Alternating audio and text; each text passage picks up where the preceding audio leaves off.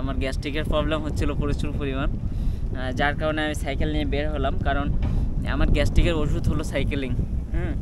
দর্শক, আমি অনেক ছোট থেকে সাইকেলিং করি আর আমার সাইকেলিং করতে ভালোই লাগে। তবে আমার লাইফে যা আমি সাইকেলিং করছি সবচেয়ে বেশি কষ্ট হচ্ছে আজকে।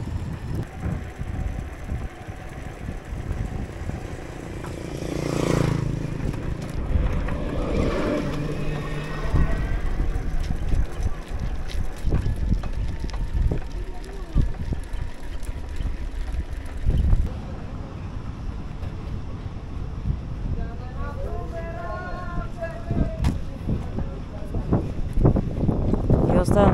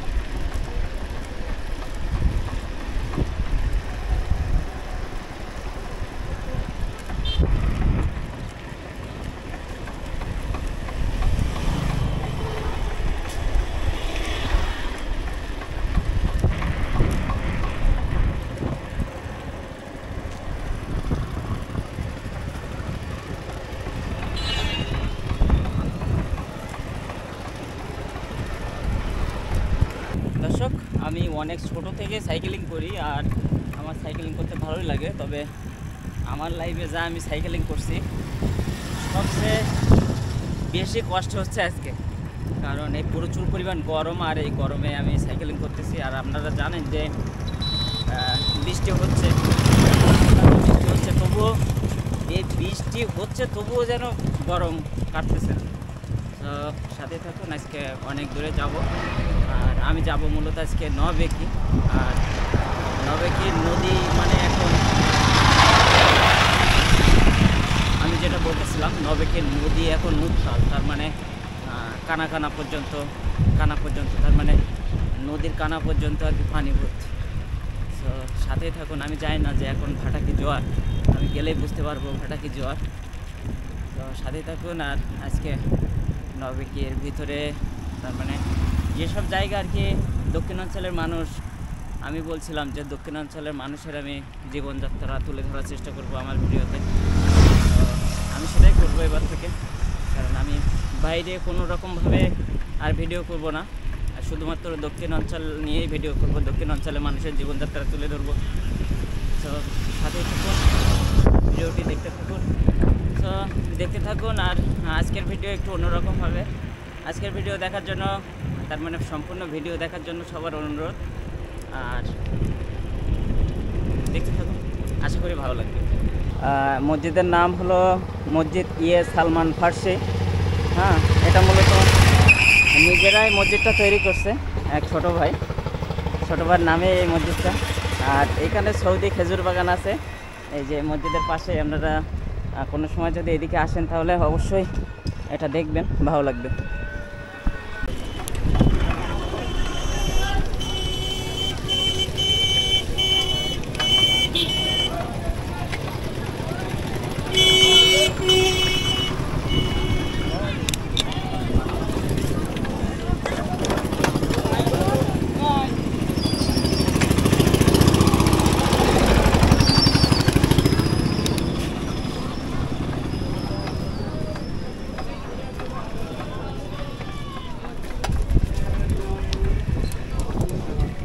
কি অবস্থা?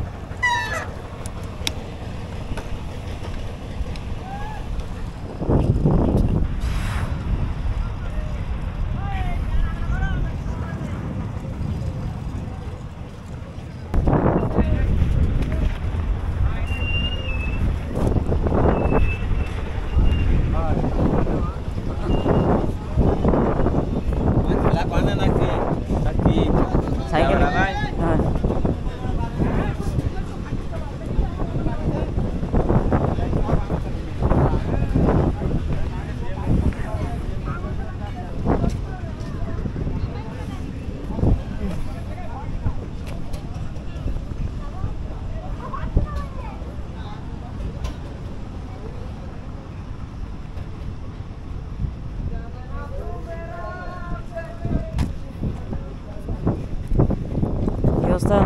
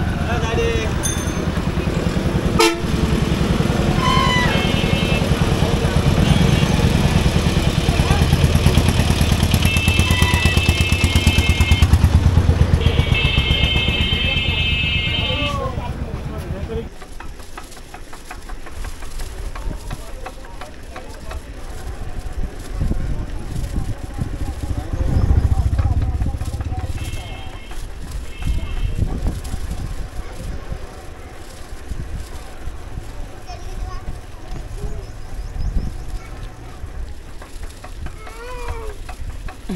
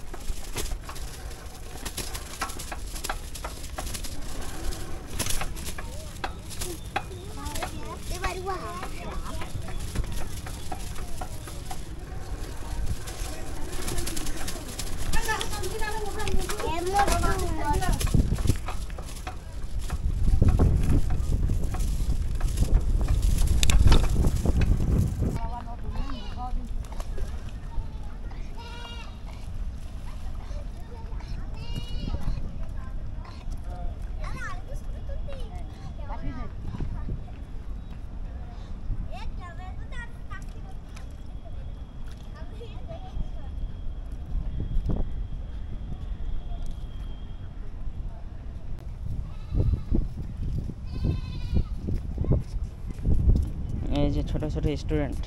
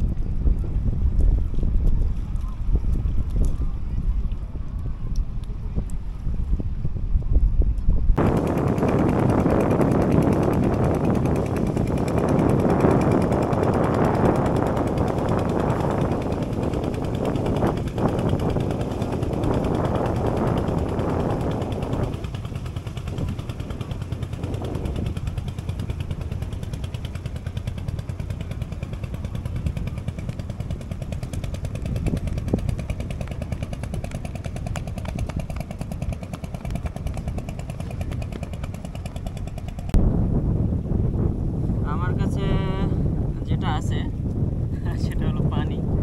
টোটাল নবেকি বাজার আমি খুঁজছি পানি, মাম পানি পাইনি, তো মেয়ারি পেয়েছি, মেয়ারি।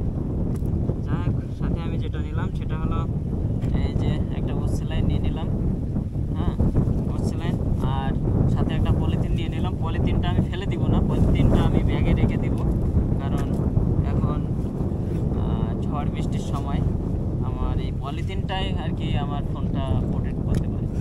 তো পলিথিনটা রেখে দিলাম। এখন আমি পানিটা, স্যালাইন যেহেতু আছে নিয়ে আসছি, স্যালাইনটা গরমের সময় স্যালাইনটা বেস্ট।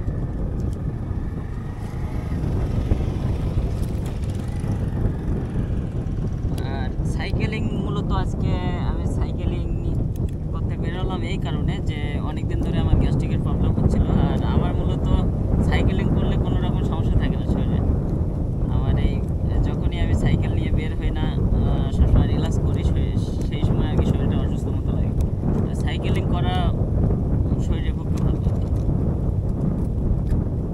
তো এই জন্যই সাইকেলটা নিয়ে বের হলাম আজকে। আর এখন মূলত বৃষ্টি পড়তেছে, হালকা হালকা বৃষ্টি পড়তেছে। আর আপনারা দেখতেই পাচ্ছেন যে নদীর পাশে কিন্তু কোনো রকমভাবে পানি নেই, কারণ এখন ভাটা পড়ে গেছে। একটু পরেই মেবি বিকাল থেকে জোয়ার শুরু হবে, সে সময় কিন্তু এইরকম এই কানা পর্যন্ত কিন্তু পানি চলে আসে, ঠিক আছে। আর সাইকেলিংটা আমার মূলত গ্যাসের ওষুধ। এই প্রায় 2 মাসের মতো আমি কোনো রকমভাবে সাইকেল নিয়ে লংয়ে যাই না। আজকে লংয়ে চলে আসলাম, সেই শ্যামনগর থেকে নবেকে চলে আসলাম।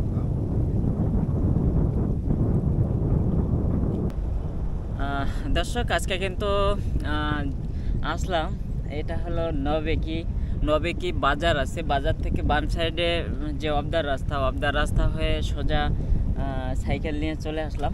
এই জায়গাটা নবেকিই বলে, কারণ আপনারা দেখতে পাচ্ছেন এটা হলো নবেকির রাস্তা। আর এই সাইডে, ডান সাইডে কিন্তু এখানে বসে আছি আমি নদীর পাড়ে। আর এই ডান সাইডে কিন্তু ওই যে নবেকি ফেরিঘাট আপনারা দেখতে পাবেন। এইখানে বসে থাকলে দেখতে পাবেন, তবে ক্যামেরা দিয়ে অল্প দেখতে পাবেন, কারণ যেহেতু ওয়াইড অ্যাঙ্গেল আছে এই জন্য আর কি ভালোভাবে দেখতে পাবেন। তো এই রাস্তায় বসে আছি, আর এই রাস্তায় এই কারণে আসলাম।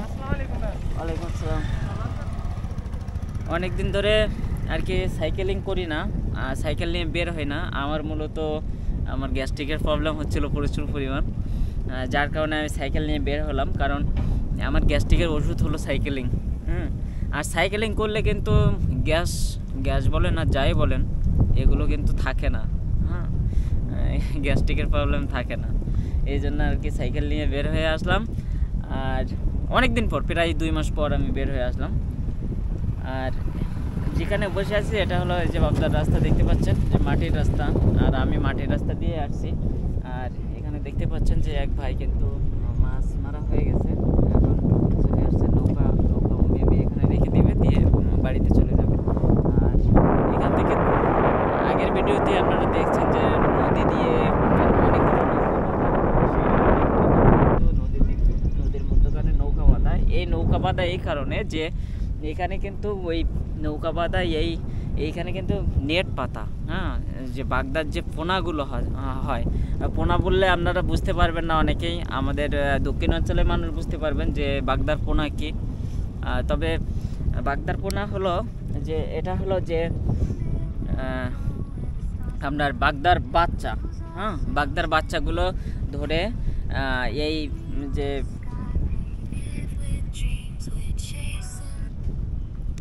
বাগদার পোনাগুলো, এই বাগদার পোনা বলতে বাগদার বাচ্চা, এই বাগদার বাচ্চাগুলো আর কি এখান থেকে ধরে নিয়ে তারপর এরা কিন্তু বিক্রি করে কাদের কাছে, যারা আর কি বাগদা চাষ করে, যারা বড় করে বাগদা, তার মানে ছোট থেকে বড় করে তারপর বিদেশে রপ্তানি করে। সো এখানে দক্ষিণ অঞ্চল থেকে বাংলাদেশে প্রফিট হয়, মানে কোথা থেকে আপনারা যেটা বললে বুঝতে পারবেন, যেরকম মধু, তারপরে কাঁকড়া, যে কার্প যেটারে বলে বিদেশি ভাষায়, ইংরেজি ভাষায় কার্প, কাঁকড়া। আর তারপরে আছে মধু, সুন্দরবন থেকে বা সুন্দরবনের আশপাশে মধু চাষ করা হয়। এর পরবর্তী ভিডিওতে আমি চেষ্টা করব যে মধু কিভাবে চাষ করা হয় সেটা আর কি দেখানোর চেষ্টা করব। আমি মূলত এই দক্ষিণাঞ্চলের মানুষের জীবনযাত্রা তুলে ধরবো, দক্ষিণাঞ্চলের মানুষ কী করে সেটা আর কি তুলে ধরবো। আমি কতটুকু পারবো জানি না, তবে দক্ষিণাঞ্চলের মানুষের জীবনযাত্রা তুলে ধরার চেষ্টা করব। এই দক্ষিণাঞ্চলের মানুষ কী করে সেটা আর কি তুলে ধরার চেষ্টা করব, কারণ এই দক্ষিণাঞ্চলের মানুষ কিন্তু অনেক অবহেলিত। কারণ একটু ঝড় বৃষ্টি হইলেই কিন্তু, বন্যা হইলেই কিন্তু এই দক্ষিণাঞ্চলের মানুষ এক প্রকার ডুবে যায়। এই যে দেখতেই পাবেন যে এখন কিন্তু এই ভাটায় কিন্তু কোনোরকমভাবে নদীর কানা পর্যন্ত পানি নেই, তবে জোয়ার আসলেই কিন্তু এই কানা পর্যন্ত পানি চলে আসবে। জোয়ার আসলে এই কানা পর্যন্ত পানি চলে আসবে, আর যদি একটু ঝড় বৃষ্টি হয় তাহলে কিন্তু এই দক্ষিণাঞ্চলের মানুষ বেশিরভাগ জায়গায় কিন্তু ডুবে যায়। দক্ষিণাঞ্চলের মানুষ অনেক অবহেলিত, তবুও আমি বলবো যে দক্ষিণাঞ্চলের মানুষ এক কথায় অবহেলিত হলেও ভালো আছে। তবে দক্ষিণাঞ্চলের মানুষ এক কথায় অনেক পরিশ্রমী। সো আপনারা বেশি করে আমাকে সাপোর্ট করবেন, সাপোর্ট করলে আর কি সামনের দিকে এগিয়ে যেতে পারবো। আমি বারবারই বলি যে আপনাদের সাপোর্ট আমার খুব দরকার, আপনারা সাপোর্ট করলে আমি অনেক দূর এগিয়ে যেতে পারবো। আর আমি দক্ষিণাঞ্চলের মানুষের জীবনযাত্রা তুলে ধরবো, কে করে, তার মানে সব কিছুই আর কি তুলে ধরবো। সো আজকের ভিডিও এই পর্যন্ত। যদি ভিডিওটি ভালো লাগে তাহলে অবশ্যই একটা লাইক করবেন, কমেন্ট করে জানাবেন যে কেমন লাগলো। আর অবশ্যই দ্বিজেন্দ্রলাল মণ্ডল ব্লগ চ্যানেলটি সাবস্ক্রাইব করবেন। আর আমার দ্বিজেন্দ্রলাল মণ্ডল যে ব্লগ যে পেজটি আছে, পেজটিতে আর কোনো রকমভাবে কন্টেন্ট যাবে না, কারণ আমি পেজ খুলতেও চাচ্ছি না। কারণ এর আগে আমার 25+ ফলোয়ার ছিল একটা পেজে, সেই পেজটা কিন্তু হঠাৎ করে আর কি চলে গেছে। আর এবার হলো 34K ফলোয়ার ছিল আমার পেজে, 34,000 ফলোয়ার ছিল। এই ফলোয়ারের কিন্তু অ্যাডমিন হঠাৎ করে হারাই গেছে। তবুও আমি অনেক কিছু করার পরেও আমি পেজটা ফিরিয়ে আনতে পারিনি। আপনারা কেউ যদি এই সাইডে কাজ করে থাকেন তাহলে আমার পেজটি চেষ্টা করবেন ফিরিয়ে আনার জন্য, বা আমাকে একটু নক দিবেন যে ফেসবুক সম্পর্কে একটু ভালো বোঝেন। তাদেরকে আমি রিকোয়েস্ট করতেছি। আর এবার থেকে ফেসবুক প্রোফাইলেই কন্টেন্ট আসবে, যেহেতু আমার পেজের অ্যাডমিন হারাই গেছে। তো ভালো থাকবেন সবাই, সুস্থ থাকবেন। নেক্সট ভিডিওতে দেখা হবে। আর আজকের ভিডিও কেমন লাগলো অবশ্যই কমেন্টের মাধ্যমে জানাবেন। ভালো লাগলে অবশ্যই একটা লাইক করবেন। আর যারা এখনও পর্যন্ত দুলাল মুন্ডা ব্লগ চ্যানেলটি সাবস্ক্রাইব করেনি, আমি তাদেরকে রিকোয়েস্ট করব যে চ্যানেলটি সাবস্ক্রাইব করে পাশে থাকবেন যাতে আপডেট ভিডিওগুলো পান। আর ফেসবুক পেজে ফলো দিয়ে সাথে থাকবেন। আর ভিডিও ভালো লাগলে শেয়ার করবেন। ভালো থাকবেন সবাই, সুস্থ থাকবেন। নেক্সট ভিডিওতে দেখা হবে। Bye bye.